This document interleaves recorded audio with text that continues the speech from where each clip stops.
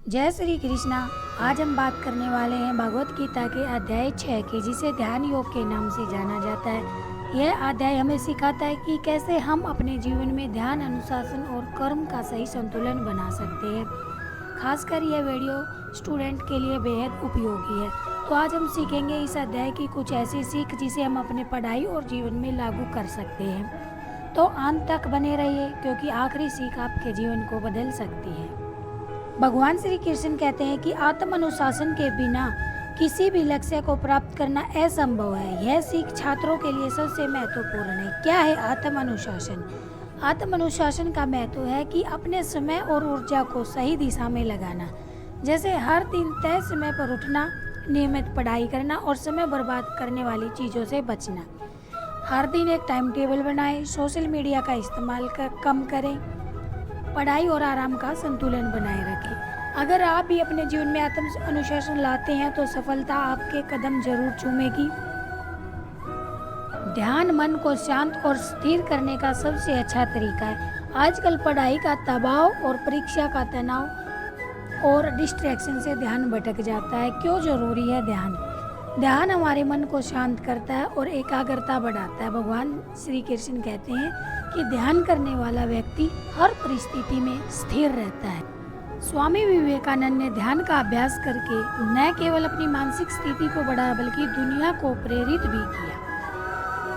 हर दिन 5 से 10 मिनट का ध्यान करें। पढ़ाई शुरू करने से पहले कुछ गहरी सांसें लें। ध्यान के लिए एक शांत जगह चुनें। ध्यान आपकी मानसिक शक्ति को कई गुना बढ़ा सकता है। आगे भगवान श्री कृष्ण जी कहते हैं कि न ज्यादा खाना अच्छा है, न ज्यादा भूखा रहना, न ज्यादा सोना, न ज्यादा जागना। जीवन में संतुलन होना चाहिए। संतुलन का क्या महत्व है? पढ़ाई और मस्ती दोनों जरूरी है। अगर आप केवल पढ़ाई करेंगे तो थकावट महसूस करेंगे, और अगर केवल मस्ती करेंगे तो लक्ष्य से भटक जाएंगे। उदाहरण के तौर पर पूर्व राष्ट्रपति डॉक्टर APJ अब्दुल कलाम ने अपने जीवन में पढ़ाई, खेल और संगीत के बीच संतुलन बनाए रखा। यही वजह थी कि वे हर क्षेत्र में सफल रहे। हर दिन पढ़ाई, खेल और आराम के लिए समय निर्धारित करें। पढ़ाई के दौरान छोटे छोटे ब्रेक लें। संतुलन से आपका मन और शरीर स्वस्थ रहेगा। अब आगे भगवान श्री कृष्ण कहते हैं, कर्म करो, फल की चिंता मत करो।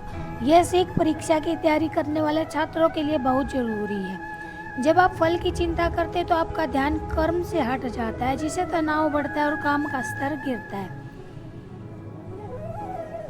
अपनी तैयारी पर ध्यान दें, नंबर अपने आप आएंगे। अगर किसी विषय में आप कमजोर हैं तो डरने की बजाय मेहनत करें। कर्म करने वाला व्यक्ति ही सच्चा योगी है। एक स्थिर और शांत मन ही ध्यान योग का असली फल है। स्थिर मन ही कठिन परिस्थितियों में सही निर्णय कर सकता है। यह आपको निराशा और डर से बचाता है। महात्मा गांधी ने स्वतंत्रता संग्राम के दौरान मन को स्थिर और शांत रखा। उनकी स्थिरता ने लाखों लोगों को प्रेरित किया।